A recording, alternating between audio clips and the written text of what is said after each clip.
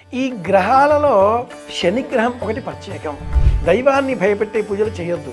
ఈ శనైశ్వరుడి దోషం తొలగించుకోవాలి అంటే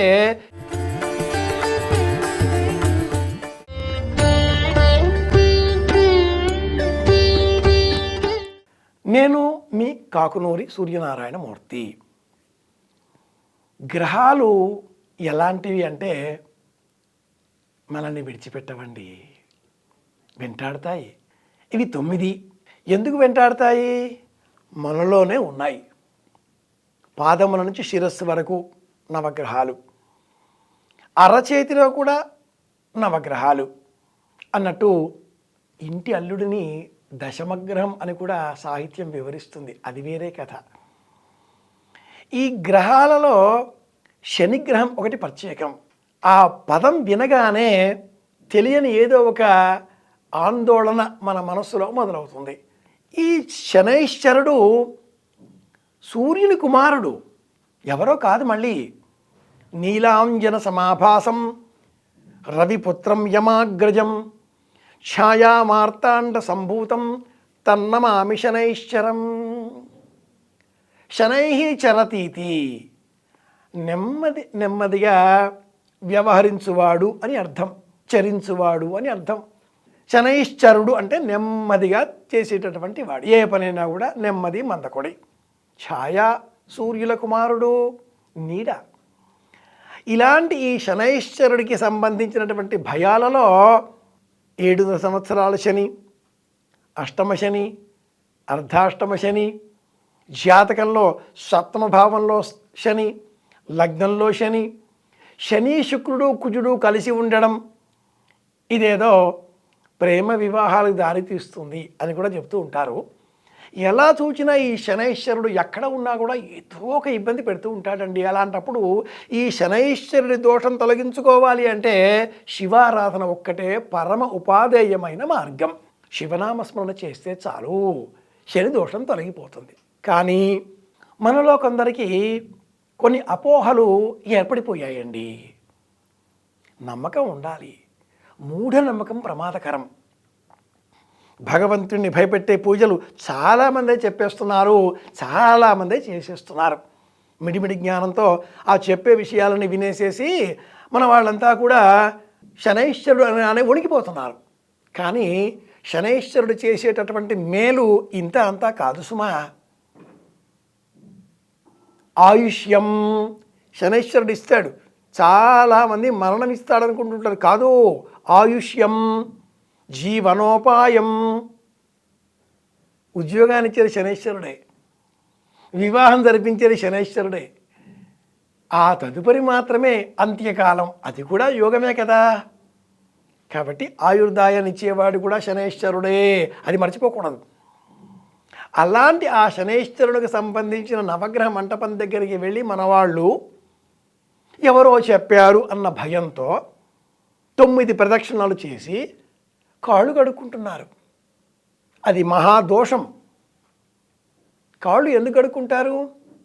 ఉదంగోపాఖ్యానంలో, మహాభారతంలో, ఆదిపర్వంలో చేసిన తప్పు తొలగించుకోవడం కోసం స్నానం చెయ్యాలి, వీలు కాకపోతే కాళ్ళు కడుక్కొని రండి అన్నారు.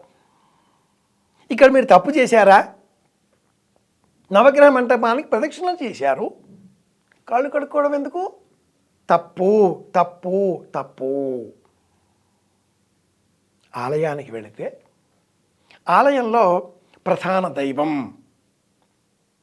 ఆలయానికి ఎదురుగా ధ్వజస్తంభం, ఆలయానికి ఈశాన్యం వైపున నవగ్రహ మంటపం, ఆలయంలో నైరుతి దిగ్భాగంలో కొన్ని ఆలయాలలో ఉప ఆలయాలు ఉన్నట్లయితే గణపతి ఆలయం, ఇలా ఉప ఆలయాలు కూడా కొన్ని ఆలయాలలో ఉంటాయి, సహజం. అలాంటప్పుడు అన్ని ఆలయాలను ఒకేసారి కలిపి ప్రదక్షిణ చెయ్యాలి, ఇది శ్రేష్టం. అలా వీలు కానప్పుడు ధ్వజస్తంభంతో పాటుగా ప్రధాన ఆలయం అర్చామూర్తిని దర్శనంతో ప్రదక్షిణతో ఆనందపరిచిన అనంతరం నవగ్రహ మంటపాన్ని కూడా మనం ప్రదక్షిణ చేయవచ్చు, ఏ దోషము లేదు. 2, కాస్త తొందరగా ఉన్నది అన్నప్పుడు కూడా మనం ప్రధాన ఆలయంలో భక్తుల తాకిడి ఎక్కువగా ఉంటే నవగ్రహ మంటపానికి విడిగా ప్రదక్షిణ చేయవచ్చు, ఏ దోషం లేదు. పాదాలు కడుక్కొనకూడదు, పాద ప్రక్షాళన చేసుకొనకూడదు. అలా చేస్తే ఏదో పాపం చేసినట్లు. అలా చేశారా మీరు? కాదుగా. దైవాన్ని భయపెట్టే పూజలు చేయొద్దు. ఆలయానికి వెళ్ళాం, ప్రదక్షిణ చేశాం, కూర్చున్నాం, ప్రసాదం తీసుకుని వచ్చాం. పరమేశ్వరుడు అనుగ్రహిస్తాడు. కొన్ని ప్రత్యేక శాంతి ప్రక్రియలు పాటించే సమయంలో మాత్రమే అరుదుగా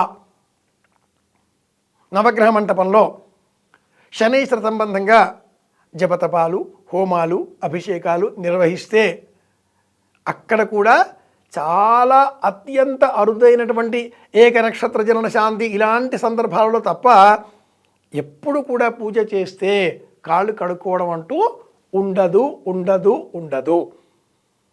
బాగా గుర్తుపెట్టుకుందాం మిత్రులారా. నవగ్రహ మంటపంలో శనిదేవుడిని తైలాభ్యంగనమని చెబుతూ నువ్వుల నూనెతో తడిపేస్తూ ఉంటారు. శనివారం వస్తే చాలు శనిదేవుడు వణికిపోతున్నాడు. అమ్మా నా మీదకి పోస్తారా నాయన, ఇక పోస్తారా నాయన. వస్తారు, అంత చిన్న డబ్బీలో అంత నువ్వుల నూనె అంటూ తెస్తారు, మనమైతే పోస్తారు. అది మంచి నువ్వుల నూనె కాదు. పూజా సామాగ్రి అమ్మే ఏ షాపులో కూడా అమ్మే మంచి నూనె ఎప్పుడూ మంచిదిగా ఉండడం లేదు. కల్తీ నూనె, కల్తీ నూనె, కల్తీ నూనె. ఎవరన్నా ఆ నూనె తీసుకెళ్ళి మీ ఇంట్లో మీరు మీ వంటల్లో వాడుకుంటారా? ఒక్కసారి ఆలోచించండి. అలాంటి నూనె తెచ్చి ఆ శనైశ్వరుడి మీద పోసి ఆయన్ని వణికిస్తున్నారు, భయపెడుతున్నారు. మీరు ఏది వినియోగిస్తారో అదే భగవంతుడికి ఇవ్వండి. ఆయనేం అడగలా మిమ్మల్ని. మీరు మీ పాపాలు పోవాలి, దోషాలు పోవాలి, మా శని దోషాలు పోవాలి, మా శని దోషాలు పోవాలి అని తెచ్చేసి అంత పోసేస్తున్నారు. ఆ పోసేది మీరు మీ ఇంట్లో వాడతారా? వాడరుగా. దేవుడు ఏమనడనే, మౌనంగా ఉంటాడనే. మీరు చేసే కర్మ మిమ్మల్ని వెంటాడుతుంది, మర్చిపోకండి. అలాగే ఆ శనైశ్వరుడిపై ఇలా నువ్వులను పొయ్యమని ఎక్కడా ఏ గ్రంథంలో లేదు. చక్కగా తుడవాలి. అభిషేకం చేస్తే చేయండి, మళ్ళీ మంచినీటితో కడిగి శుభ్రంగా తుడిచి బొట్టు పెట్టి వస్త్రం మనం ఇలాగే వెళ్ళిపోతామా? మనల్ని మనం ఎలా గౌరవించుకుంటామో, మనల్ని మనం ఎలా సంసిద్ధపరచుకుంటామో పరమాత్ముడికి కూడా అవే చేస్తాం. వాటినే ఉపచారాలు అంటారు. ఉపచారాలు చేద్దాం. తెలిసి తెలియక అపచారాలు చేయడం మానేద్దాం. శనైశ్వరుడి పూజ చేసి కాళ్ళు కడుక్కోవడం మర్చిపోదాం. భగవంతుడిని భయపెట్టే పూజలు చేయడం మానేద్దాం. భగవంతుడి పైన ప్రేమ పెంచుకుందాం. శనైశ్వరుడు ఆరోగ్యాన్ని, ఐశ్వర్యాన్ని, ఆనందాన్ని, ఆయుర్దాయాన్ని కూడా ఇచ్చే దైవం. ఇది మర్చిపోకుండా శనివారం నాడు ఆనందకరంగా సూర్యుని కుమారుడిగా స్తోత్రం చేద్దాం. మళ్ళీ కలుసుకుందాం. వెంకటరమణ శాస్త్రి గారి పెద్దబ్బాయి మీ కాకునూరు సూర్యనారాయణమూర్తి. శుభమస్తు.